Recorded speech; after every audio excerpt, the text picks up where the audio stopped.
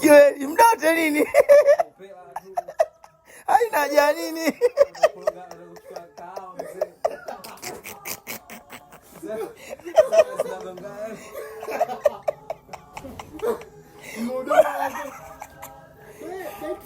Unaenda kufungua wewe. Kwanza mlango unaofungua nusu. Unatoka mkono.